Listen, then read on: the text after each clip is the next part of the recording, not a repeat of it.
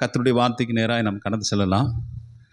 இன்னைக்கு என்னுடைய பிரசங்கத்தினுடைய தலைப்பு, அந்த தொடர் போதனையிலே எலியாவின் தேவன் நம் தேவன், அந்த தலைப்பிலேயே இன்னைக்கு 3வது பார்ட்டாக உங்கள் மத்தியிலே நான் பேச விரும்புகிறேன். கர்த்தரே தெய்வம், கர்த்தரே தெய்வம் அப்படிங்கிற அந்த டைட்டிலில் உங்களோடு கூட நான் பேச நான் விரும்புகிறேன். ஆமென், ஹல்லேலூயா. எல்லாரும் என்னோடு கூட சேர்ந்து 1 ராஜாக்கள் 18ஆம் அதிகாரத்துக்கு திருப்பிக் கொள்ளுங்க. இந்த 18ஆம் அதிகாரத்திலேருந்து ஒரு மிக பிரபலமான ஒரு வேத பகுதி, ஒரு எழுப்புதல் அப்படின்னா இந்த இந்த வேத பகுதியிலேருந்து பேசுவாங்க இல்லை. நான் சில 2 வாரங்களாக இந்த தொடர் செய்தியை உங்களுக்கு கொடுத்து வருகிறேன். இன்றைக்கி அதே அந்த தொடர் செய்தியில் 3வது பார்ட்டாக இந்த 18ஆம் அதிகாரத்திலேருந்து நான் மத்தியில் நான் பேசுகிறேன். நான் ஏற்கனவே சொல்லியிருக்கிறேன், இந்த எலியாவின் நாட்களிலே இந்த ஆகாப், எசபேல் இவனுடைய அதாவது எலிசா தீர்க்கதரிசி வரைக்கும் தேவனுடைய ராஜ்யத்திற்கும் சாத்தானுடைய ராஜ்யத்திற்கும் ஒரு பெரிய சண்டை என்ன செய்யுது நடக்கிறது. எசபேலுடைய விக்கிரக ஆராதனை, அவனுடைய பில்லி சூனியம், வேசித்தனங்கள், தீரு சீதோன் பட்டணங்களிலிருந்து அவன் சொந்த ஊர்லேருந்து எல்லாத்தையும் எங்கே கொண்டு வந்துட்டான். அங்கே இருக்கிற மாதிரியே இஸ்ரேல் தேசத்தை நார பண்ணினான். அவனுடைய இந்த பாவங்களினாலே, இந்த அக்கிரமங்களினாலே தேசம் தீட்டுப்பட்டிருந்தது. இதெல்லாம் நம்ம பார்த்தோம் இல்லை. பில்லி சூனியத்துக்கு அளவில்லை, செய்வினைகளுக்கு அளவில்லை, விக்கிரக ஆராதனைகளுக்கு, பாகால் தெய்வத்துக்கு வணங்குவதற்கு அளவில்லை, தோப்பு விக்கிரகத்தை வணங்குவதற்கான அந்த அளவுக்கு இந்த இஸ்ரவேல் ஜனங்களை கெடுத்து போட்ட மோசமான அரக்கி, அவனால் ஏற்பட்ட, அவள் கொண்டு வந்த அந்த பிசாசின் ராஜ்யத்திற்கும் தேவனுடைய ராஜ்யத்திற்கும் ஏற்பட்ட அதற்கிடையிலே அவங்க ஏற்படுகிற மிகப்பெரிய ஒரு சண்டையினுடைய உச்சத்தை நம்ம இந்த வேத பகுதியிலே 18ஆம் அதிகாரத்தில் நம்மளால் பார்க்க முடியும். ஹல்லேலூயா. ஒன்று என்னன்னா, தேவன் மற்றும் பாகால் 2 கடவுள்களில் யார் பெரியவர் என்பது, யார் பெரிய கடவுள் என்றது நிரூபிப்பது அல்ல, மாறாக யார் உண்மையான கடவுள், அந்த யெகோவா தெய்வத்தை தவிர வேறு கடவுள் இல்லை என்பதே இந்த சப்ஜெக்டினுடைய நோக்கமாக இருக்கிறது. ஹல்லேலூயா. பாகால் பெரியவரா, யெகோவா தெய்வம் பெரியவரா, யாவே பெரியவரா அப்படின்னு சொன்னால், திரும்ப சொல்கிறேன், யாவே யெகோவா அப்படின்னு பைபிளில் நம்ம கர்த்தருடைய வார்த்தை எங்கெங்கெல்லாம் கர்த்தர் கர்த்தர் கர்த்தர் அப்படின்னு நம்ம பைபிளில் வருதோ எல்லா இடத்திலும் எபிரேய பதத்தில் யெகோவா, யாவே என்று எழுதப்பட்டிருக்கும். ஹல்லேலூயா. ஆமாம். அதனால் நான் யெகோவா அப்படின்னு சொல்கிறதுனால என்ன பாஸ்ட் வேறு எதாவது சொல்கிறாருன்னு நினச்சிக்கூடாது. ஆமென். யெகோவா ஏலோகிம் அப்படிங்கிற வார்த்தை தேவன் அப்படிங்கிற வார்த்தைக்கு ஏலோகிம் அப்படின்னு பயன்படுத்தப்பட்டிருக்கும். யெகோவா அப்படிங்கிற வார்த்தைக்கு கர்த்தர் அப்படின்னு நமக்கு பயன்படுத்தப்பட்டிருக்கும். 2ஐயும் சேர்த்து சொல்லணும்னா யெகோவா ஏலோகிம், அப்படி தேவனாகிய கர்த்தர் அப்படின்னு பயன்படுத்தப்பட்டிருக்கும். ஹல்லேலூயா. இப்போது இந்த யெகோவா தெய்வமா அல்லது பாகால் தெய்வமாங்கிறது போட்டியெல்லாம் கிடையாது. இங்கே ஒரே ஒருத்தர் தான் பெரியவர் அப்படிங்கிற நிரூபணமாகிற விஷயங்கள் தான் என்ன அப்படின்னா இந்த 18ஆம் அதிகாரத்தில் நம்ம இன்னைக்கு தியானிக்க போகிறோம். 3 வருஷம் ஆச்சு. ஆண்டவர் இந்த 18ஆம் அதிகாரம் முதல் வசனத்தை நான் வாசிக்கிறோம். அநேக நாள் சென்று 3ஆம் வருஷமாகியில் கர்த்தருடைய வார்த்தை எலியாவுக்கு உண்டாகி, நீ போய் ஆகாப்புக்கு உன்னை காண்பி, நான் தேசத்தின் மேல் மழையை கட்டளையிடுவேன் என்றார். எலியா 17ஆம் அதிகாரம் முதல் வசனத்தில் வாசிக்கிறோம், என்னுடைய வார்த்தையின்படியே அன்றி இந்த வருஷத்தில் மழையும் பனியும் பெய்யாது என்று கர்த்தருடைய ஜீவனை கொண்டு சொல்லுகிறேன் என்று சொல்லி அவர் ஆகாப்புக்கு முன்பதாக சவால் விட்டுட்டு அவர் போனார். கர்த்தர் அவரை மறைத்து வைத்திருந்தார். கொஞ்ச நாள் யோர்தான் நதி அண்டையில் உள்ள கேரி ஆற்றங்கரையிலே அவர் ஒளிந்திருந்து காகங்களால் போஷிக்கப்பட்டார் 1 வருஷம். 2வது வருஷம் பார்த்தீங்கன்னா சாரிபாத் ஊர்வதியின் வீட்டில் போஷிக்கப்பட்டார். இப்போ 3வது வருஷம் ஆயிடுச்சு. 3வது வருஷம் ஆகி வருகிற நேரத்தில் ஆகாப்புக்கு உன்னை கர்த்தர் காண்பி என்ற, ஆக்சுவலி பைபிளில் மத்தேயு சுவிசேஷத்துலேயும் யாக்கோப்பு எழுதின நிருபத்தில் 3.5 வருஷம்னு பைபிள் இருக்குது. ஹல்லேலூயா. ஆண்டவர் அதை உறுதிப்படுத்துகிறாரு, யாக்கோப்பும் அதை 3 வருஷம் மழையும் இல்லை, தேசத்தில் பனியும் பெய்யல. பைபிள் சமாரியாவிலே பஞ்சம் கொடிதாய் விளங்கினது, பயங்கர கொடிய பஞ்சம் இருந்ததாக இருக்கிறது. இப்போ ஆண்டவர் இப்போ ஆகாப்புக்கு உன்னை காண்பி என்கிறார். ஆகாப்புக்கு முன்பதாக காண்பிப்பதற்காக அங்கே எலியா போகிறாரு. எலியா போகும்போது 2வது வசனத்தை பாருங்க. அப்பொழுது எலியா ஆகாப்புக்கு தன்னை காண்பிக்க போனான். பஞ்சமோவெனில் சமாரியாவிலே கொடிதான் இருந்தது. ஆனபடியால் ஆகாப்பு அரண்மனை விசாரிப்புக்காரனாகிய ஒபதியாவை அழைப்பித்தான். ஒபதியா கர்த்தருக்கு மிகவும் பயந்து நடக்கிறவனா இருந்தார். இங்கே ஒரு கேரக்டரை குறித்து வாசிக்கிறோம், ஒபதியா. அல்லேலூயா. சூப்பர் மேனுங்க. சூப்பர் மேன்னா பறந்து அடிக்கிறவர் இல்லை, குணாதிசயத்தில் ஒரு நல்ல மனிதன். பைபிளில் இன்னொரு வசனத்தில் கீழே இருக்குது, கீழே நீங்கள் படித்து பார்த்தீங்கன்னா, அவன் சிறு வயது முதல் கர்த்தருக்கு பயந்திருந்தான் என்று நம்ம பார்க்கிறோம். 12வது வசனத்தை பாருங்க. நான் உம்மை விட்டு போனவுடனே ஒருவேளை கர்த்தருடைய ஆவியானவர் உம்மை எடுத்து நான் அறியாத இடத்திற்கு கொண்டு போவார். அப்பொழுது தான் ஆகாப்பின் இடத்திற்கு போய் அறிவித்த பின்பு அவன் உம்மை காணாவிட்டால் என்னை கொன்று போடுவானே. உமது அடியானாகிய நான் சிறு வயது முதல் கர்த்தருக்கு பயந்து நடக்கிறவன். சின்ன வயசுலேருந்தே அவங்க அப்பாவும் அம்மாவும் கர்த்தருக்கு பயந்து நடக்கணும் அப்படிங்கிறத சொல்லி கொடுத்து வளர்த்திருக்கிறாங்க. நீதிமொழிகளின் புஸ்தகம் 22:6 நம்ம வாசிக்கிறோம். என்னென்னா, அதாவது கர்த்தருக்கு பயப்படும் பிள்ளையாண்டவனை நடக்க வேண்டிய வழியிலே நடத்து, முதிர் வயதிலும் அதை அவன் விடாதிருப்பான். சின்ன வயசுலேயே கர்த்தருக்குரிய பயத்தை, கர்த்தருக்குரிய காரியங்களில் பிள்ளைகளை நடத்தினோம்னா அவங்க வயதான வரைக்கும் என்ன செய்ய மாட்டாங்க. அவன் அந்த மாதிரி பெற்றோர்களால் கற்பிக்கப்பட்டு போதிக்கப்பட்டு தேவனுடைய வழிகளை உத்தமமாய் பின்பற்றுங்கள் சொல்லுகிற அவன் தாய் தகப்பன் அவனுக்கு இருந்தபடினாலே சின்ன வயதிலேருந்து கர்த்தருக்கு பயந்து வாழ்ந்து வந்தார். எப்படின்னு தெரியல, ஆகாப்பினுடைய அரண்மனையில் அரண்மனை விசாரிப்புக்காரனாக வேலைக்கு அவன் சேர்ந்து விட்டான். அல்லேலூயா. ஒபதியா என்றால் கர்த்தருடைய வேலைக்காரன் என்று அர்த்தம். விக்கிரகங்கள் நிறைந்த அந்த பட்டணத்திலே பாகாலை வணங்கி கொண்டிருக்கிற அந்த நேரங்களிலே பார்த்திங்கன்னா பீக்கில் இருக்கிறது. பாகாலினுடைய வழிபாடு பீக்கில் இருக்க உச்சத்தில் இருக்கிறது. இருளின் ஆதிக்கங்கள் தேசத்தில் நிறைந்திருக்கிற அந்த எருசலேமிலே, இந்த இஸ்ரேல் தேசத்திலே சமாரியா பட்டணத்திலே ஒரு உத்தமமான ஒரு ஊழியக்காரனை கண்டுபிடிக்கணும்னா எலியாவுக்கு பிறகு யாருன்னு கேட்டால் இந்த ஒபதியா தான். ஒருத்தர் ஸ்காலர் சொல்றார், அவன் நல்லவன் மாத்திரமல்ல மிகவும் நல்லவன் என்று சொல்லுகிறார். அதில் பக்தி வைராக்கியத்தில் அவன் வாழ்ந்த வாழ்க்கையில் அவன் நடந்து கொண்ட விதங்களை பார்க்கும்போது ஆகாப்பினுடைய அரண்மனையில் எசபேலினுடைய வீட்டில் அவன் அப்படிப்பட்ட ஒரு பக்தியாய் வாழ்கிற அந்த ரகசியமாய் வாழ்ந்த வாழ்க்கை எதுக்குமே எந்த பரிசுத்தவான்களுக்குமே ஈடு கொடுக்க முடியாது. அப்படிப்பட்ட ஒபதியா நல்ல ஒரு மனிதன், மிகவும் நல்லவன், தேவனுக்காய் அந்த காலத்தில் இருந்தான் பாருங்க. அதில் பைபிளில் 13 ஒபதியா இருக்கிறது. ஒரு ஒபதியாங்கிற பேரில் ஒரு தீர்க்கதரிசனம் சின்ன தீர்க்கதரிசன புஸ்தகமும் நமக்கு பைபிளில் இருக்குது. அப்படின்னா அவரெல்லாம் அந்த சின்ன தீர்க்கதரிசன புஸ்தகத்தில் வர்றவரா அப்படின்னு கேட்டால் அவரும் கிடையாது. இவர் செய்த மிகப்பெரிய ஒரு கிரேட் திங்கான காரியம் என்ன அப்படின்னா, நல்லா கவனிங்க, ஒரு கதை மாதிரி சொல்கிறேன். ஒரு வசனத்தை வாசிங்க, 4வது வசனத்தை நீங்கள் வாசிங்க பார்க்கலாம். எசபேல் கர்த்தரின் தீர்க்கதரிசிகளை சங்கரிக்கிற போது ஒபதியா 100 தீர்க்கதரிசிகளை சேர்த்து அவர்களை கெபிக்கு 50 பேராக ஒளித்து வைத்து அவர்களுக்கு அப்பமும் தண்ணீரும் கொடுத்து அவர்களை பராமரித்தான் என்று பார்க்கிறோம். அல்லேலூயா.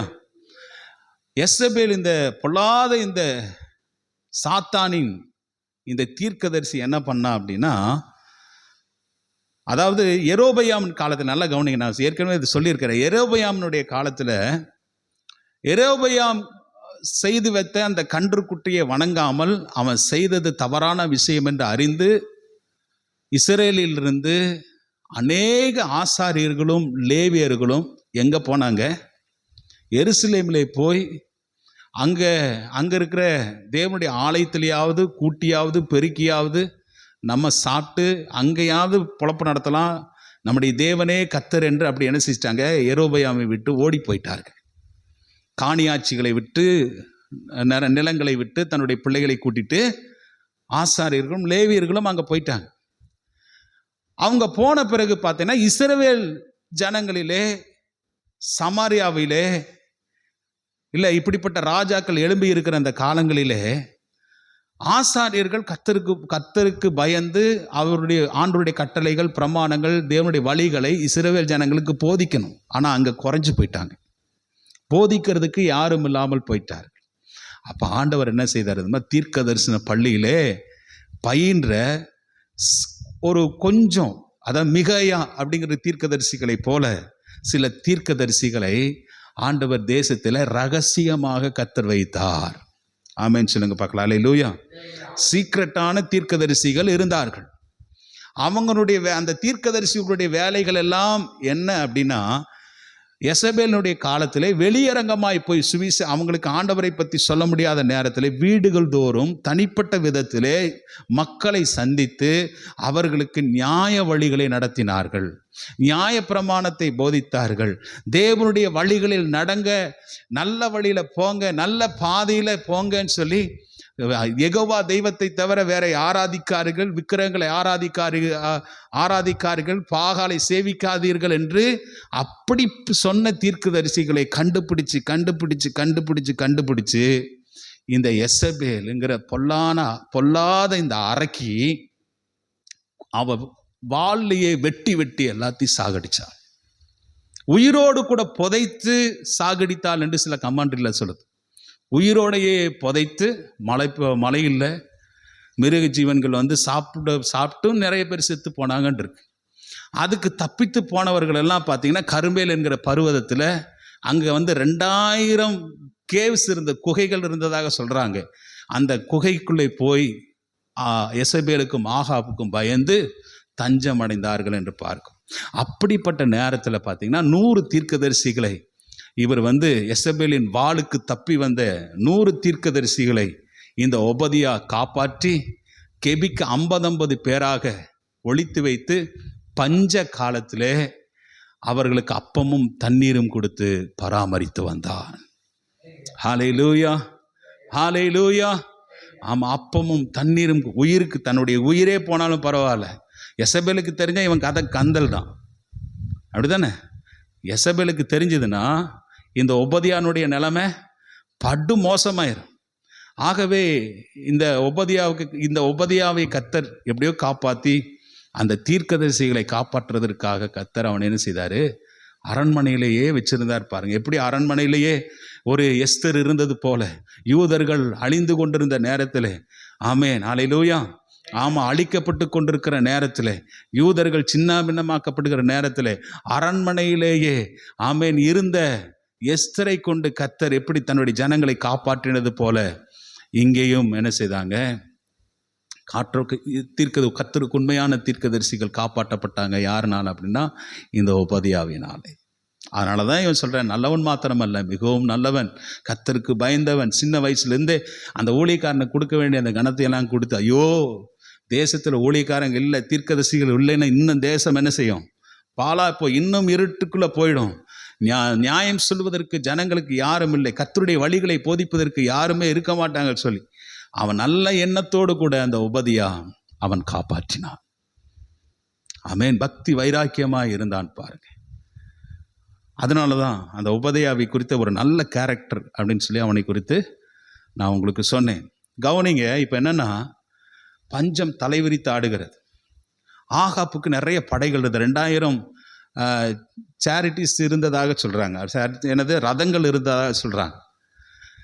கோவேறு கழுதைகள் இருந்தது, மிருக ஜீவன்கள் அவங்களுக்கு இருந்தது. ஏதோ வீட்டில் இருக்கிறது அங்கங்கே இருக்கிறத வச்சு காப்பாற்றிட்டான். பஞ்சம் உச்சத்தில் போது மிருக ஜீவன்கள் எல்லாம் சாக போகிறது. அப்போ ஆகாப் ராஜா ஒபதியா பார்த்து, வீட்டு அரண்மனைக்காரனாகிய ஒபதியாவை பார்த்து சொல்கிறாரு, நம்ம தேசத்தில் எங்கே போய் சிட்டு திரியலாம், எங்கே தண்ணி இது கிடைக்குமான்னு பார்க்கலாம், ஏதாவது தண்ணி இருந்துச்சுன்னா இந்த மிருக ஜீவன்கள் கொண்டு விடலாம், ஏன்னா அது சாகர நிலைமையில் இருக்குதுன்னு சொல்லி ஒபதியாட்ட சொல்ல, வா ஆளுக்கு ஒரு பக்கம் போகலான்னு ஆகாப் ஒரு பக்கம் போறாரு, ஒபதியா ஒரு பக்கம் போறாரு பாரு. அல்லேலூயா. ஒபதியா போகிற வழியிலே எலியா அவனுக்கு எதிர்படுகிறார்.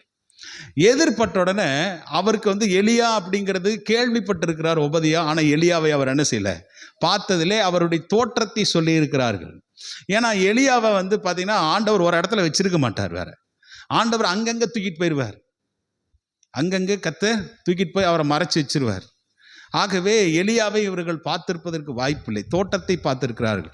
ஆகவே எலியாவை பார்த்த உடனே இவன் கண்டுபிடிச்சிட்டான், இவர் ஒரு பரிசுத்தவான் மாதிரி தெரியும். எப்படி சாரிபாத் விதவை எப்படி கண்டுபிடிச்சு வீட்டில் ஏற்றுக்கொண்டது போல இந்த ஒபதியாவும் கண்டுபிடிச்சான். அழகாக அந்த வசனம் சொல்லுகிறது பாருங்க. 7வது வசனத்தை பாருங்க. ஒபதியா வழியில் போகும்போது எலியா அவனுக்கு எதிர்பட்டான். அவன் இவனை இன்னான் என்று அறிந்து முகங்குப்புற விழுந்து, நீர் என் ஆண்டவனாகிய எலியா அல்லவா என்று கேட்டான். எவ்வளவு ரெஸ்பெக்ட் பண்றாம, நீ என் ஆண்டவனாகிய எலியா அல்லவா என்று பார்த்தான். முகங்குப்புற அந்த ஊழியக்காரனுக்கு முன்பதாக. ஆமா, ஊழியக்காரனை கனம் பண்ணுகிற ஒரு ஒபதியா. ஆமென். அந்த காலத்து தீர்க்கதரிசிகள் எப்படி இருந்தாங்கன்னு அன்னைக்கு சொன்னேன். ஒட்டக மயிரை தரித்து கையில் ஒரு கோலை வச்சுக்கிட்டு பாதரட்சிகளை வச்சுட்டு அப்படியே சும்மா அலைவாங்க. அவனுக்கு குடும்பம் இருக்காது, பிள்ளைகள் இருக்காது, ஒன்றுமே இருக்காது பாருங்க. தேசாந்தரிகளாக என்ன செய்வாங்க, ஒரு ஸ்ட்ரேஞ்சராக அலைவாங்க. அவங்களுக்கு ஒரே ஒரு நோக்கம்தான், ஒரே ஒரு வேலை தான், கர்த்தருடைய சித்தத்தை, கர்த்தருடைய வார்த்தையை ஜனங்களுக்கு போதிப்பது. ஜனம் பாழாய் போச்சு அப்படின்னா அதை கண்டித்து உணர்த்தி திரும்பவும் தேவனிடத்துக்கு கொண்டு வருவது தான் தீர்க்கதரிசனுடைய வேலையாக இருந்தது. அல்லேலூயா. நல்லா கவனிங்க, கரங்களை வைத்து சொல்லுங்க பார்க்கலாம். அல்லேலூயா. ஒபதியாயை பார்க்கிறான், எலியா என்று கண்டுபிடிக்கிறான். அப்போ சொல்றாரு, எலியா சொல்றாரு, நான் வந்திருக்கேன், நீ போய் ஆகாப்புக்கு சொல்லு. நீ எலியா இந்த மாதிரி எலியா வந்திருக்கிறான்னு போய் ஆகாப்புக்கு சொல். அல்லேலூயா. இவன் போய் என்ன செய்றான், இவன் சொல்லுவதற்கு முன்பதாக பேசுறான். ஆண்டவனே, எலியாவே, தீர்க்கதரிசியே, ஆகாப் ராஜா உன்னை கண்டுபிடிப்பதற்கு அனுப்பாத மனுஷரும் இல்லை, அனுப்பாத ராஜ்யம் இல்லை, அனுப்பாத ஜாதியும் இல்லை. நீங்க எங்க இருக்கிறீங்க, போய் கூட்டிட்டு வாங்க அப்படிங்கிறதுக்கு அனுப்பாத எந்த மனுஷரும் இல்லை. எல்லாரையும் அனுப்பிட்டான், ராஜ்யத்தை அனுப்பிட்டான், ஜாதிகளை அனுப்பிட்டான். ஆனா போயிட்டு அந்த ஜாதிகள் எல்லாம் என்ன செய்தாங்க அப்படின்னா, நீர் இல்லை என்று சொல்லி ஆகாப்பினிடத்துல அவங்க சொன்னாங்க. ஆகாப் அவங்களிடத்துல சத்தியம் வாங்கி இருக்கிறான். அந்த வசனம் நல்லா இருக்கு. சத்தியம் பண்ணி சொல்லி இருக்கிறாங்க. இப்ப நான் போய் ஆகாப்பின் இடத்துல எலியா வந்திருக்கிறான்னு சொன்னா என்னுடைய தலையை அவன் எடுப்பானா, எடுக்க மாட்டானா? ஏற்கனவே சத்தியம் வாங்கி இருக்கிறான். நான் போய் சொன்னேன்னா என்னுடைய தலை எடுப்பான். ஆகவே நான் போய் சொல்ற நேரத்துல ஒருவேளை கர்த்தர் உம்மை வேற எங்கேயாவது கொண்டு போயிட்டா என்னுடைய நிலைமை ரொம்ப பரிதாபமா இருக்கும். நான் ஏற்கனவே பஞ்சகாலத்துல இப்படிப்பட்ட நேரத்தில் எசபேல் தீர்க்கதரிசிகளை கொலை செய்கிற நேரத்தில் 100 கர்த்தருக்கு பயந்த தீர்க்கதரிசிகளை கெபிக்கு 50 பேராக நான் வைத்து அவங்களுக்கு அப்பமும் தண்ணீரும் குடித்து நான் பராமரிச்சுட்டு வர்றேன் அப்படின்னு எலியா வட்டத்தில் சொல்றார். இல்லை, எலியா சொன்னாரு, நான் கர்த்தருடைய ஜீவனை கொண்டு நான் சொல்றேன், நீ போய் என்ன செய், நான் வந்திருக்கிறேன்னு எலியா வந்திருக்கிறேன்னு சொல்லி ஆகாப்புக்கு சொல்லுங்க. 2 பேரும் இப்போ பார்த்தீங்கன்னா ஆகாப்பும் எலியாவும் சந்திக்கிறாங்க. சந்திக்கும் போது ஆகாப்பு எலியாவை பார்த்த உடனே சொல்றாரு, அதாவது இஸ்ரவேலை கலங்க பண்ணினவன் நீ அல்லவா. அந்த வசனத்தை நீங்க வாசித்து பாருங்க. 16 அப்பொழுது ஒபதியா போய் ஆகாப்பை சந்தித்து அவனுக்கு அதை அறிவித்தவுடனே ஆகாப் எலியாவை சந்திக்க புறப்பட்டான். ஆகாப் எலியாவை கண்டபோது ஆகாப் அவனை நோக்கி, இஸ்ரவேலை கலங்க பண்ணுகிறவன் நீ அல்லவா என்றான். அல்லேலூயா. இஸ்ரவேலை கலங்க பண்ணினவர் நீ அல்லவா. நம்ம இப்படி சொன்னோம், அவர் இஸ்ரவேலை அவரு கலங்க பண்ணல, இஸ்ரவேலை கலக்கினார். ஆமென். அல்லேலூயா. இஸ்ரவேலை கலக்கினார். யாரு? எலியா இஸ்ரவேலை கலக்கினார். அப்போஸ்தலனாகிய பவுல் பார்த்தீங்கன்னா தெசலோனிக்கே பட்டணத்தில் ஊழியம் பண்ணும்போது அங்கே இருக்கிறவங்க பவுலை பிடிச்சி சொல்கிறாங்க, என்னென்னா உலகத்தை கலக்குகிறவர்கள் எங்கே வந்துட்டாங்க, இங்கே வந்துட்டாங்க என்றார். அப்போ கிறிஸ்தவர்களாகிய நாமெல்லாம் யாருங்க? உலகத்தை கலக்குகிற கூட்டத்தார். ஆமென் சொல்லுங்க பார்க்கலாம். அல்லேலூயா. உலகத்தை கலக்கிறவங்க யாரு? இஸ்ரவேலை கலங்க பண்ணினவர்கள். அப்போ அவனுடைய மனைவியும் இஸ்ரவேலை கலங்க, நம்ம கலக்கிறவங்க, அவங்க கலங்க பண்றவங்க. கீழே எலியா சொல்றாரு என்னன்னா, 18வது வசனத்தை நீங்க பாருங்க. அதற்கு அவன், இஸ்ரவேலை கலங்க பண்ணுகிறவன் நான் அல்ல, கர்த்தரின் கட்டளையை விட்டு பாகால்களை பின்பற்றினதெல்லாம் நீரும் உம்முடைய தகப்பன் வீட்டாருமே இஸ்ரவேலை. ஆமா, நீங்களும் உன்னுடைய தகப்பன் வீட்டாரும் தான், மனைவியும் தான் தேவனுடைய கட்டளைகளை விட்டு நீங்க பின்வாங்கி போனதுனால் நீங்க தான் கலங்கம் பண்ணி கொண்டுட்டு இருக்கிறீங்க. தேசத்தை நாரடிச்சிட்டு இருக்கிறீங்க. தேசம் விக்கிரகங்களினால் தீட்டுப்பட்டு கொண்டிருக்கிறது என்று எலியா சொல்றார். ஹல்லேலூயா. எல்லாரும் கரங்களை வைத்து சொல்லுங்க பார்க்கலாம். ஹல்லேலூயா, ஹல்லேலூயா. இப்ப பாருங்க, ஆகாப்புனுடைய இப்ப 2 பேரும் சந்திச்சு பேசிட்டு இருக்கிறாங்க. ஆகாப் என்ன நினைச்சான் அப்படின்னா, இப்பதான் எலியா நம்மோடு பேசிட்டாரு, இந்த மாதிரி மலையை தேசத்துக்கு தரப்போறாருமோ அப்படின்னு சொல்லி உபதியா சொல்லியிருப்பாரு. அதனால இவர் ஒரு ஜெபம் பண்ணுனா, இப்ப நம்மளை பார்த்துட்டாரு, சந்திச்சுட்டாரு, 2 பேரும் சமாதானம் ஆயிட்டோம். இப்போ கடவுள் என்ன செய்ய போறாரு? இவர் ஜெபம் பண்ணா திரும்ப மலையை வர்ஷிக்க பண்ணுவாருன்னு சொல்லி தப்பு கணக்கு போட்டான். அப்படிதானே? தப்பு கணக்கு போட்டான். ஆனா ஆண்டவருடைய நோக்கம் வேற, எலியாவினுடைய நோக்கம். ஆண்டவர் எலியாவுக்கு சொல்லி கொடுத்திருந்தாருன்னு பைபிள் இருக்கு, அதை நம்ம பின்னாடி வாசிக்கலாம். இன்னும் நம்மளாம் செய்யணும்னு சொல்லி கர்த்தர் சொல்லிதான் எலியா இந்த விஷயங்களை எல்லாம் செஞ்சிருக்கிறார். முதலாவது என்ன தெரியுங்களா? அதாவது மழை வர்றதுக்கு முன்பதாக இந்த ஜனங்களை சரி செய்ய வேண்டிய சில விஷயங்கள் எலியாவுக்கு இருந்தது. ஆமே. மழையை கர்த்தர் எப்ப தராரு? ஜனங்களை ஆண்டவர் பக்கமா திருப்பும் போது அப்பதான் மழை வரும். ஜனங்களை ஆண்டவர் பக்கமா என்ன செய்யணும்? மனம் திரும்புவதற்கு அவங்களை திருப்பணும். ஜனங்களை தேவனிடத்துல திருப்பினா தேவன் ஜனங்களிடத்துல என்ன செய்வார்? திரும்பி வருவார். நீங்கள் தேவனிடத்துல சேருங்கள், அப்பொழுது அவர் உங்களிடத்துல சொல்லுங்க சேருவார். அந்த காரியத்தை இந்த இடத்துல நடைபெறுகிறது பாருங்க. இதை பிளான் பண்றாரு. ஏன்னா தேவனிடத்துல சேராம எந்த மழையும் தேசத்துல வராது. பைபிள் சொல்லுது என்னது? எப்ப கர்த்தர் மழையை தருவாரா?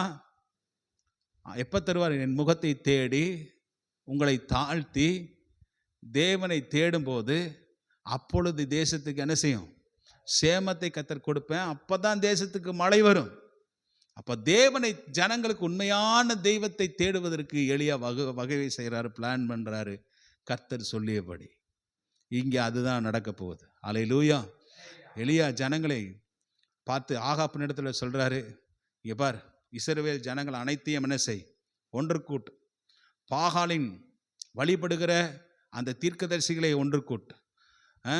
தோப்பு விக்கிரகத்திலே பந்தியிலே சாப்பிடுகிற 400 பேரை என்ன செய்? என்னிடத்துல கூட்டி கொண்டு வா. கர்மேல் மலைக்கு நீ என்ன செய்யணும்? கூட்டி கொண்டு வான்னு சொல்ற அந்த வசனத்தை நீங்க படிச்சு பாருங்க. 20வது வசனம், 19வது வசனம். இப்போதும் கர்மேல் பர்வதத்திலே இஸ்ரவேல் அனைத்தையும் பாகாலின் தீர்க்கதரிசிகள் 450 பேரையும் எசபேலின் பந்தியிலே சாப்பிடுகிற தோப்பு விக்கிரகத்தின் தீர்க்கதரிசிகள் 400 பேரையும் என்னிடத்தில் கூட்டி கொண்டு வர ஆட்களை அனுப்பும் என்றான். எலியா அப்படியே செய்றாரு. என்னன்னா அப்படியே ஆகாப் அப்படி செய்றாரு. இஸ்ரவேல் புத்திரர் எல்லாரிடத்திலும் ஆட்களை அனுப்பி கர்மேல் பர்வதத்திலே அந்த தீர்க்கதரிசிகளை கூடி வரும்படி செய்தான். 1800 ஃபீட் போகணும் கர்மலை அந்த பர்வதத்திற்கு. அல்லேலூயா. கர்மேல் பர்வதத்துக்கு எத்தனை ஃபீட் போகணும்? கடல் மட்டத்திலிருந்து 1800 ஃபீட் போகணும். அங்கே போய் இவங்க போகணும். இஸ்ரவேல் ஜனங்கள் அங்கே இருக்கிறாங்க, பாகாலின் தீர்க்கதரிசிகள் அங்கே இருக்கிறாங்க. இஸ்ரவேல் மக்களுடைய நினைவுகள் எல்லாம் பார்த்தீங்கன்னா எலியா சொல்றாரு பாருங்க. 21வது வசனம். அப்பொழுது எலியா சகல ஜனத்தண்டைக்கும் வந்து, நீங்கள் எந்த மட்டும் 2 நினைவுகளால் குந்தி நடப்பீர்கள்? கர்த்தர் தெய்வமானால் கர்த்தரை பின்பற்றுங்கள், பாகால் தெய்வமானால் நீங்கள் அவனை பின்பற்றுங்கள் என்றார். இங்க இஸ்ரவேல் ஜனங்களுக்கு 2 நினைவுகள் இருந்தது. அது எப்படின்னா என்னன்னா, தீர்க்கதரிசிகளை திருப்திப்படுத்த, நான் சொன்ன பார்த்தீங்கன்னா, அந்த ஏற்கனவே போதிச்சாங்களே தீர்க்கதரிசிகள், அந்த போதிச்சதுனால தான் அவ பிடிச்சி வெட்டினால, அந்த தீர்க்கதரிசிகளை சாட்டிஸ்ஃபைட் பண்ணுறதுக்கு, எலியாவை சாட்டிஸ்ஃபைட் பண்ணுறதுக்கு, அந்த இஸ்ரவேல் ஜனங்கள் யெகோவாவை வணங்கினார்கள். புரிஞ்சுதா? இங்கே இன்னொரு பக்கம் என்ன செய்கிறாங்க, எசபேலை திருப்திப்படுத்துவதற்காக ஜனங்கள் பாகாலை வணங்கினார். 2 நினைவாக இருந்தாங்க. 2 நினைவு. ஒன்று, யெகோவா தெய்வத்தை திருப்திப்படுத்த, தீர்க்கதரிசிகளை திருப்திப்படுத்த யெகோவா தெய்வத்தை வணங்கினார்கள். எசபேலை திருப்திப்படுத்த பாகாலை வணங்கினார்கள். 2 நினைவுகள் இஸ்ரவேல் ஜனங்களுக்குள்ளே இருந்துச்சு. அதனால தான் நீங்கள் எந்த மட்டும் குந்தி நடப்ப, நம்ம பழமொழி சொல்கிற மாதிரி ஆற்றுல ஒரு கால் சேத்துல ஒரு கால் இருந்தாங்க. ஒன்று ஆற்றுலையாவது இருக்கணும், இல்லாட்டி சேத்துலையாவது இருக்கணும். அந்த மாதிரி இஸ்ரவேல் ஜனங்கள் 2 நினைவுகளாக இருந்த ஒரு வசனத்தை கூட நீங்கள் வாசித்து பாருங்கள். ஓசியாவின் புஸ்தகம் 10ஆம் அதிகாரம் 1-2 வசனம். யோசியாவின் புஸ்தகம் 10ஆம் அதிகாரம் முதல் 2 வசனத்தை நீங்கள் வாசிங்க, பார்க்கலாம். 10:1-2.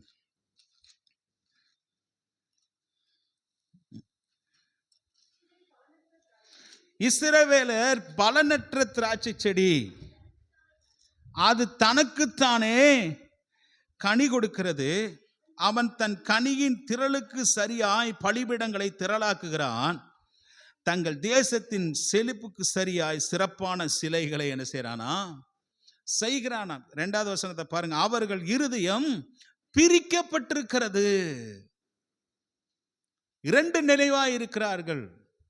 ஒன்று பாகாலை வணங்கலாமா, இன்னொன்று சொல்லுங்க, யெகோவா தெய்வத்தை வணங்கலாமா, தெய்வத்தை வணங்கலாமா என்று நினைவுகள் 2 இருக்கு. பைபிள் சொல்லுது. யாக்கோப்பு நிருபத்தில் வாசிக்கிறோம் என்னன்னா, 2 நினைவுகளாக இருவன் நிலையற்ற என்ன செய்வானா, அலைகிறவனாய் இருப்பான் என்று வாசிக்கிறோம். இருமனமுள்ளவன் தன் வழிகளில் எல்லாம் நிலையற்ற அலைகிறான்.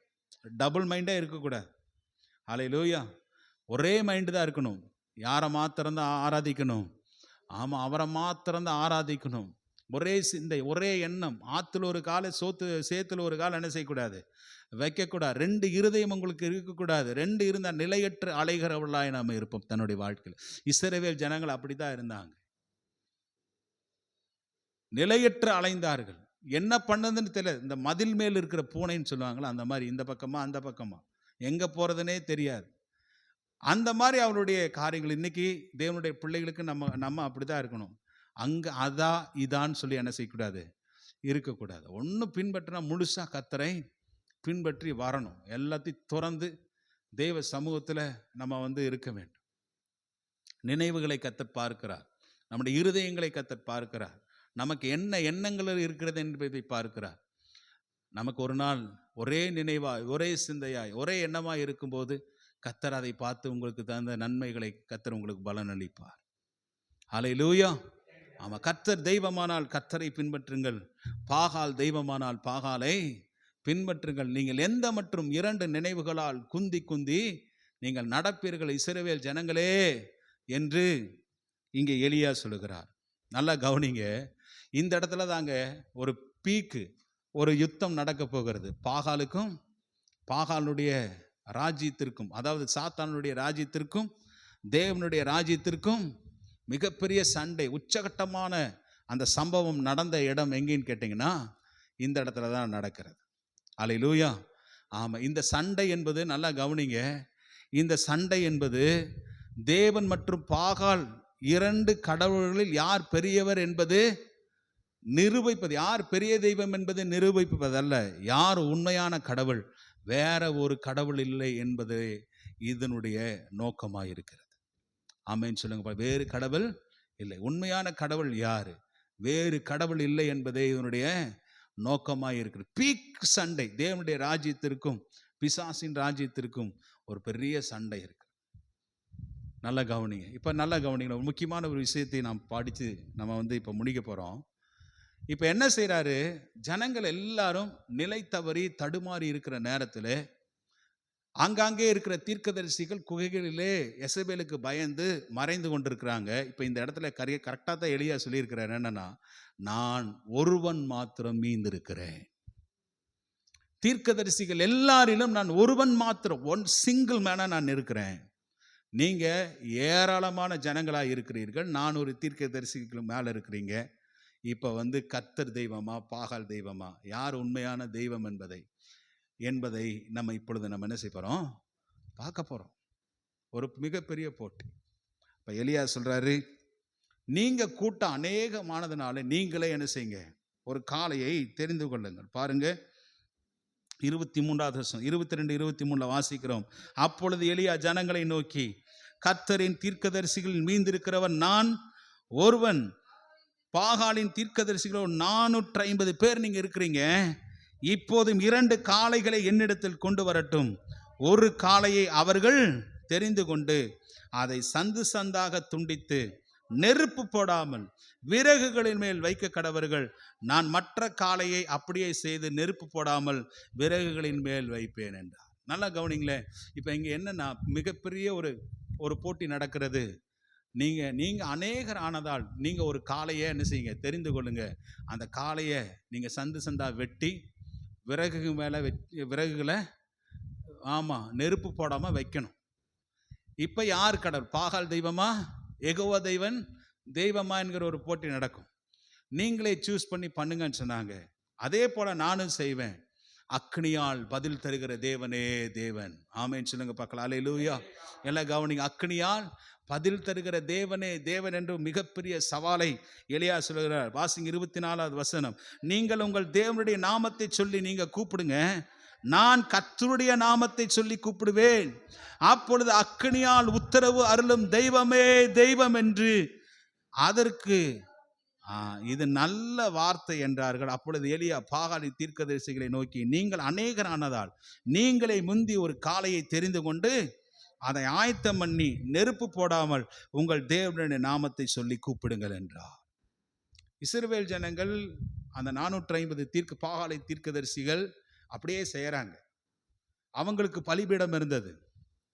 அந்த பலிபீடத்தை அவர்கள் வைத்து, அந்த பலிபீடத்தில் விறகுகளை வைத்து காளைகளை துண்டித்து அது மேலே என்ன செய்கிறாங்க, வச்சு காலையிலிருந்து கூப்பிட்றானா.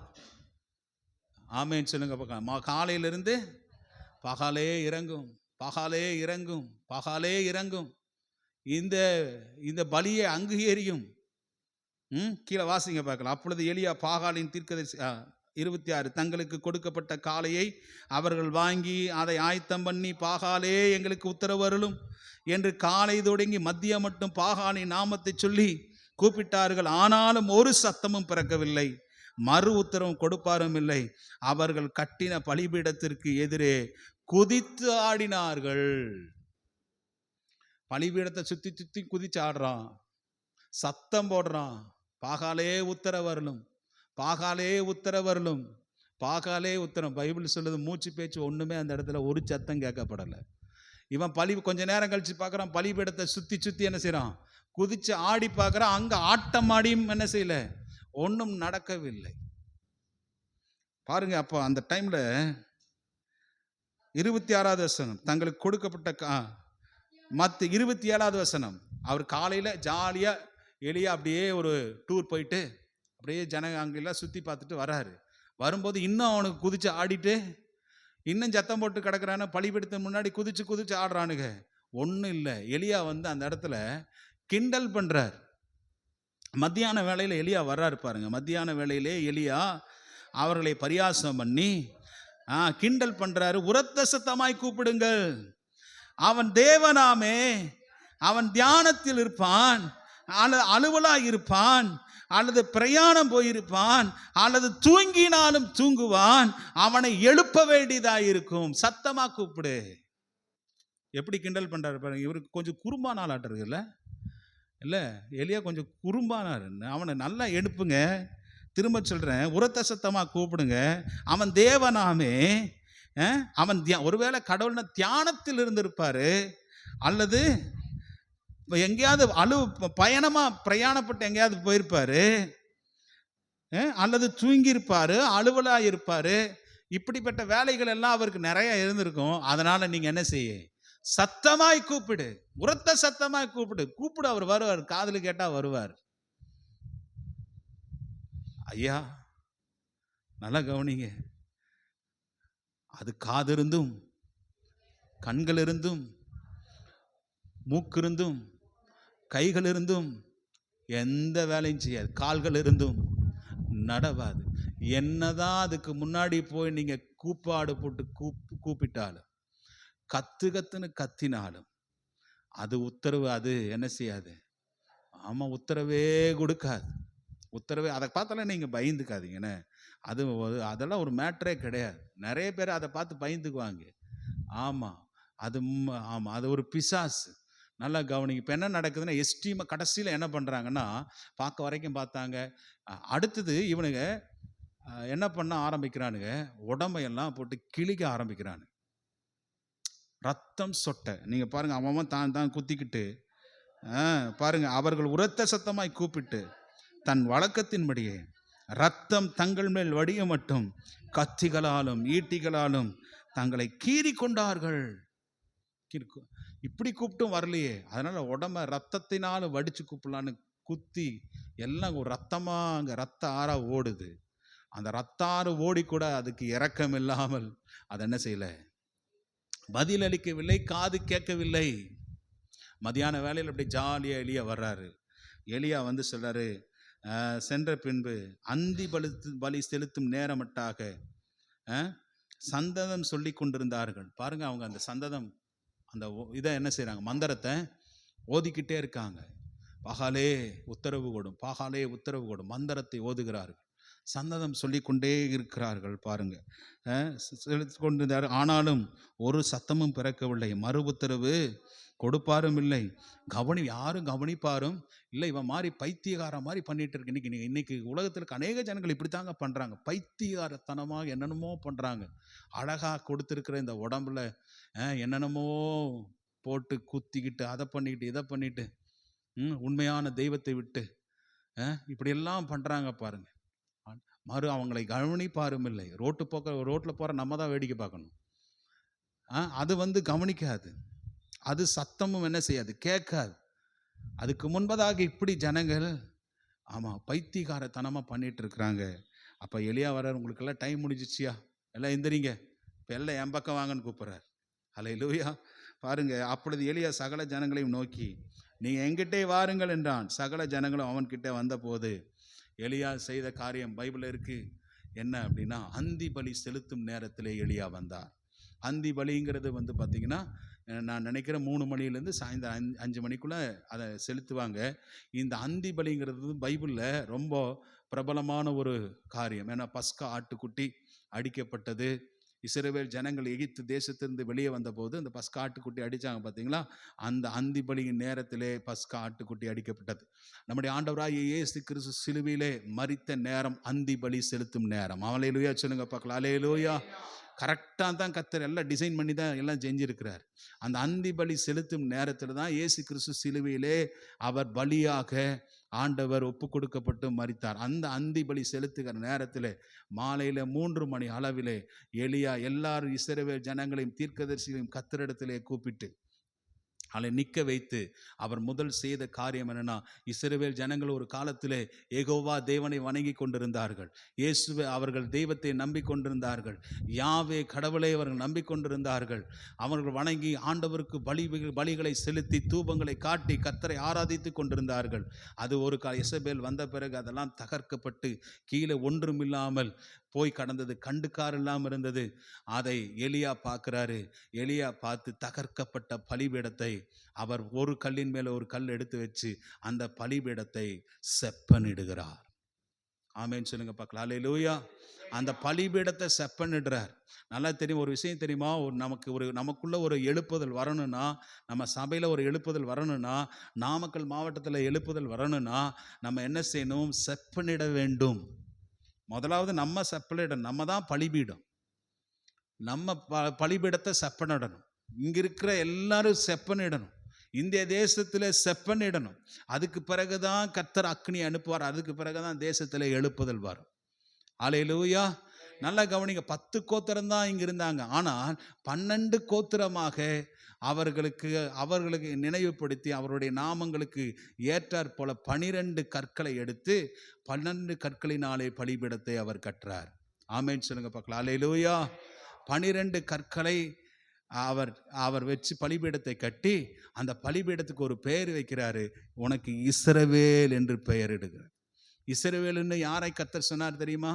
யாக்கோப்பு நகதியிலே அவன் பின்னிட்டு இருக்கும்போது விடிய அளவுக்கு யாக்கோப்பு போராடி கொண்டிருந்தான் ஒரு தூதனோடு கூட. ஹல்லேலூயா. என்னை ஆசீர்வதித்தாலொழிய நான் உம்மை விட மாட்டேன், என்னை ஆசீர்வதித்தாலொழிய உம்மை விட மாட்டேன். விடியும் வரைக்கும் போராடி கொண்டிருந்தான். அப்பதான் ஆண்டவர் கேட்டார், உன் பேர் என்னன்னு கேட்டாரு. என் பேர் யாக்கோப் ஆண்டவரே. இனிமேல் நீ யாக்கோப் அல்ல, இனிமேல் நீ இஸ்ரவேலன், நீ ஆசீர்வதிக்கப்பட்டவன் என்று கர்த்தர் அவனுக்கு பெயர் சூட்டினார். அதை இந்த ஜனங்களுக்கு ஞாபகப்படுத்தி அந்த பலிபீடத்திற்கு அங்கே இஸ்ரவேல் என்று பெயரிடுகிறான். அல்லேலூயா. பலியிட்டு விறகுகளை கொண்டு வர சொல்கிறான். விறகுகளை கொண்டு வர்றாங்க. காலை அதன் மேலே சந்து சந்தாய் துண்டித்து வைக்கிறான். அந்த கீழே பார்த்தீங்கன்னா பாத்தியை கட்டுறாரு. பாத்தியை கட்டி இஸ்ரவேல் ஜனங்களுக்கு முன்பதாக குடத்தை 4 குடம் தண்ணி அது மேலே ஊற்றுகிறார் என்று பார்க்கிறோம். எத்தனை குடம்? 4 தானே. 4 குடம் தண்ணி ஊற்றுற. நம்ம குடம் கணக்கு அது வேறு. இஸ்ரவேலினுடைய அந்த அந்த அந்த கேனில் அந்த தண்ணியினுடைய லெவல் வேறு. சரிங்களா? நம்ம அது கிட்டத்தட்ட 2 குடம் பிடிக்கக்கூடியதாக இருக்கும். நல்லா கவனிங்க.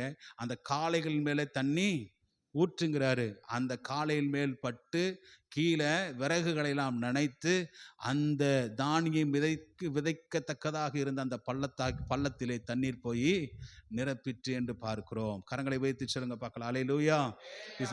இஸ்ரவேல் ஜனங்களே, நீங்க பாருங்க, நான் உங்களை தண்ணி ஊற்ற சொல்ல, விறகுல தண்ணி ஊற்ற சொல்ல, வெறும் காளையை மாத்திரம் அதில் விறகு மேலே துண்டித்து வச்சு நீங்கள் கூப்பிடுங்கன்னு சொன்னேன். நான் தண்ணி ஊற்றுறேன். எந்த மாயம் இல்லை, எந்த மந்திரம் இல்லை, எந்த மாயாஜாலம் இல்லை, எந்த தந்திரம் இல்லை. தண்ணி ஊத்துறேன். ஹல்லேலூயா. தண்ணி. கர்த்தரே தெய்வம் என்பதை நான் இப்பொழுது நிரூபிக்க போகிறேன். பலிபீடத்தை கட்டி அந்த வசனத்தை நம்ம எல்லாரும் சேர்ந்து வாசிக்கலாமா?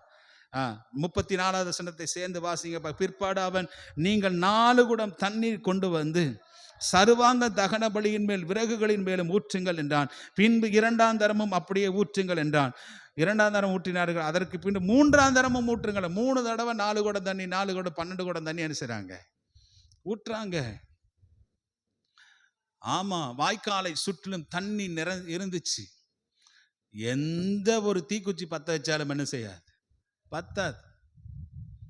ஜனமே, இது மேஜிக் இல்லை. நீ வந்து பார், நீ என்கிட்ட வந்து பாரு. யார் உண்மையான தெய்வம்? யெகோவா தெய்வத்தை தவிர வேற ஒருவரும் இல்லை. ஆமென். அல்லேலூயா. அப்பொழுது தண்ணீர் பலிபீடத்தை சுற்றி ஓடுது. வாய்க்காலையும் தண்ணீரால் நிரப்பினான். அந்தி பலி செலுத்தும் நேரத்திலே தீர்க்கதரிசியாகி எலியா வந்து ஆபிரகாமுக்கும், படிங்க பார்க்கலாம், ஈசாக்குக்கும் யாக்கோப்புக்கும், தேவனாகிய கர்த்தாவே, நீர் இஸ்ரவேலிலே நீர் தேவன், இஸ்ரவேலிலே நீதாயா, நீர் மட்டும்தான் தெய்வம். இஸ்ரவேலிலே உண்மையான தெய்வம் நீர் மாத்திரமே, நீர் மாத்திரமே தேவன் என்றும், நான் உம்முடைய ஊழியக்காரன் என்றும், நான் இந்த காரியத்தை எல்லாம், இப்ப பாருங்க, இந்த காரியத்தை எல்லாம் யார் சொல்லித்தான் செஞ்சார்? ஆண்டவர். இவர் தானா வந்து செய்யலை.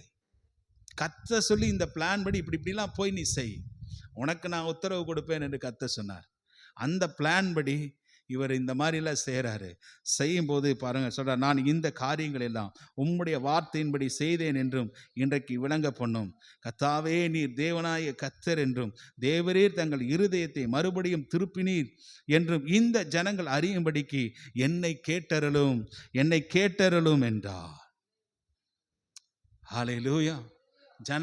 ஜனங்களை கர்த்தர் அவர் பக்கமாக திருப்பிட்டாரு.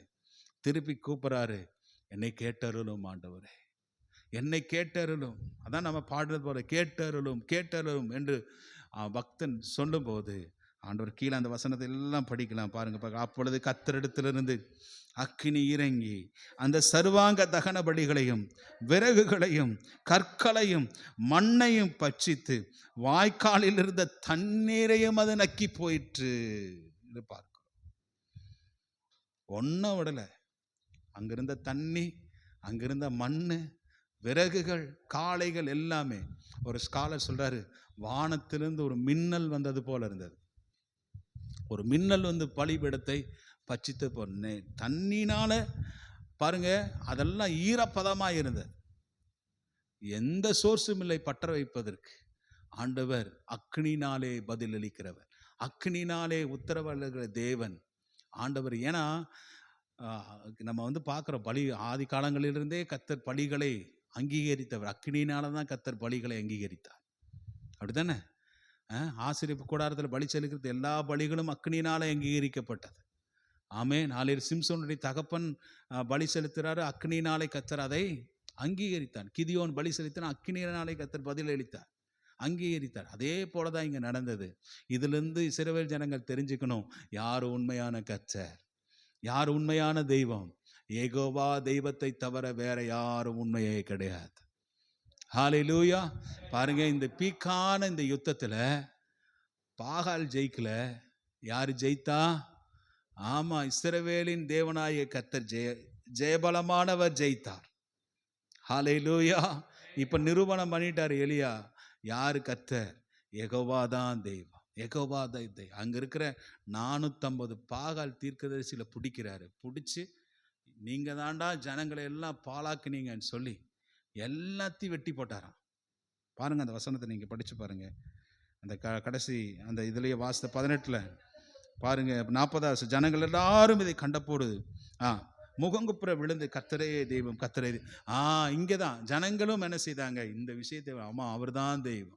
எல்லாம் ஒரு பாகாலுக்கு முன்பதாக கிழித்து கொண்டிருந்தவங்க, ரத்த சொட்ட சொட்ட பாகாலே பாகாலே உத்தரவருளும் என்று கேட்ட ஜனங்கள் எல்லாம் இப்ப தேவன் பக்கமாய் திரும்பி கர்த்தரே தேவன் சொல்லுங்க. பக்கம் எல்லா கரங்களை உயர்த்தி சொல்லுங்க. இங்க அங்கீகரித்து சொல்லுங்க, 2 கரங்களை உயர்த்தி, கர்த்தரே தேவன், கர்த்தரே தேவன், கர்த்தரே தேவன் என்று அவர்களை ஆண்டவரை வணங்க ஆரம்பித்தார். ஹல்லேலூயா. ஆமா, இன்னைக்கு இந்த உலகத்திலேயே எத்தனையோ இருந்தாலும் நமக்கு ஒரே ஒரு தேவன் உண்டு, நம்முடைய தேவன். யாரு? யெகோவா தேவன். ஹல்லேலூயா, ஹல்லேலூயா. எலியாவை குறித்த ஒரு வார்த்தை இருக்குது, என்னன்னா, இஸ்ரவேல் ஜனங்களுக்கு அவர் எடுத்துக்கொள்ளப்படும் போது எலிசா அவரை பார்த்து பாடுவாரு, இஸ்ரவேலுக்கு ரதமும் குதிரை வீரருமா இருந்தவரே. ஹல்லேலூயா.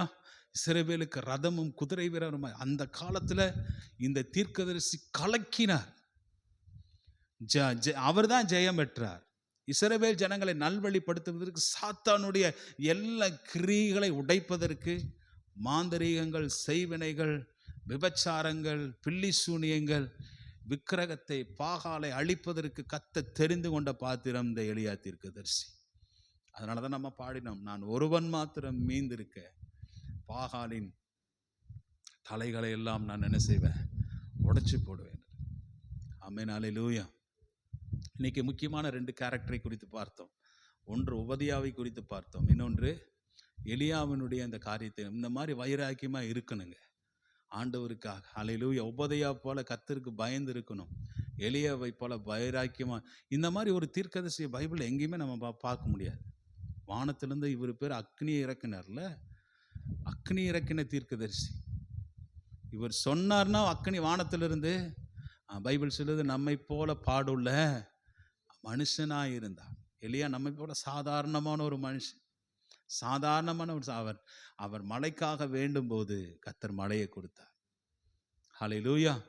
ஆமாம், மழை நிற்கணும்னு சார், மழை நின்னுது பாரு. அதுக்கு பிறகு அடுத்த வாரத்தில் நம்ம வந்து இந்த உள்ளங்கை மேகத்தை குறித்து, அது கொஞ்சம், அதனால தான் இன்றைக்கி நான் சொல்லலை, ரொம்ப டைம் ஆயிரும். அந்த உள்ளங்கை மேகம் எப்படி மழையை கொண்டு வந்தது என்பதை குறித்தும், தேசத்தில் எப்படி திரும்ப செழிப்பாய் வந்தது என்பதை குறித்தும் நம்ம வந்து எலியா தீர்க்கதரிசி குறித்து அடுத்த வாரத்தில் நம்ம பார்க்க போகிறோம். இன்றைக்கி உபதியாவை குறித்து வாலிபர்களுக்கு நல்ல ஒரு டீச்சிங், எப்படி வைராக்கியமாக இருந்தார். அதுபோல் நம்ம வேலை செய்கிற இடத்துல, நம்ம வீட்டில், குடும்பங்களில் நீங்கள் கர்த்தருக்கு பயந்து என்ன செய்யணும், கர்த்தருக்கு பயப்பட வேண்டாம். சில சிறு வயது முதல் நான் கர்த்தருக்கு பயந்தவன் என்று சொல்கிறார். பயந்து நடக்கிறவன். தாய் தப்பான் அவனுக்கு கற்றுக் கொடுத்தாங்க. நீங்களும் என்ன செய்யணும், பயந்து நடக்கும்போது கர்த்தர் உங்களை, அப்படிப்பட்ட நேரங்களிலே கர்த்தர் உங்களை பாதுகாப்பார், கர்த்தர் உங்களை வழி நடத்துவார். உங்கள் காரியங்களை எல்லாம் கர்த்தர் ஜெயமாய் மாற்றுவார். கர்த்தர் மகளை ஆசீர்வதிப்பாராக. ஆமென். அல்லேலூயா. நம்மள சேர்ந்து பாடலாமா? நான் ஒருவன் மாத்திரம் மீந்திருக்க பாலின் இடுவே, நான் ஒரு